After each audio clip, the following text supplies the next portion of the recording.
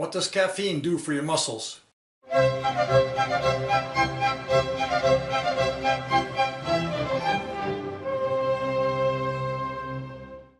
Hi, my name is Olaf.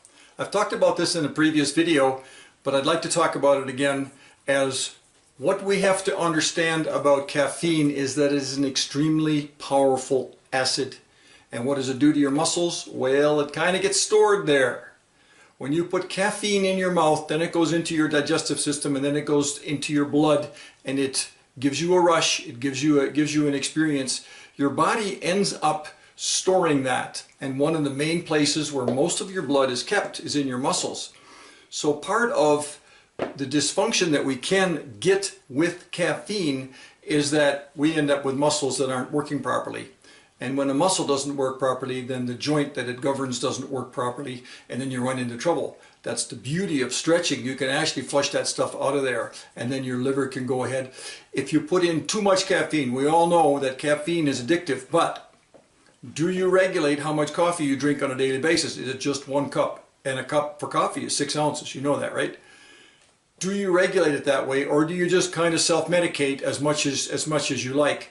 What does your body, do you know, what does your body do with that excess caffeine? What does it do with it? Well, it stores it somewhere in your body so it can deal with it later. And then it ends up being dealt with while you're sleeping, for example. And that may be one of the reasons why you're not sleeping so well. If you drink too much coffee, your body has to store it somewhere so that your body can then go after it later on through the liver. That is a problem because it's a strong acid, and it actually disrupts the perfect balance that is within your muscles and within other parts of your body, your organs, and so on and so forth.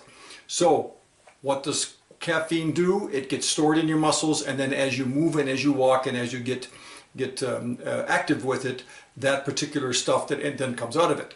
If you do active isolated stretching in your legs, for example, in your glutes and in your larger muscles, then you'll be flushing that out, and that's one way in order to be able to clean that out. It's just one way. There are other ways. The other way would be to stop drinking coffee and try to figure out why it is you need the extra energy from the caffeine. A much longer conversation to be had sometime in the future. But there you have it. If you like what it is that you see, please visit my website below to look at a full body stretching routine. And if you're looking at my YouTube channel, there's other information and there's good stuff available. Please go and check that out. There's more to be learned on this journey.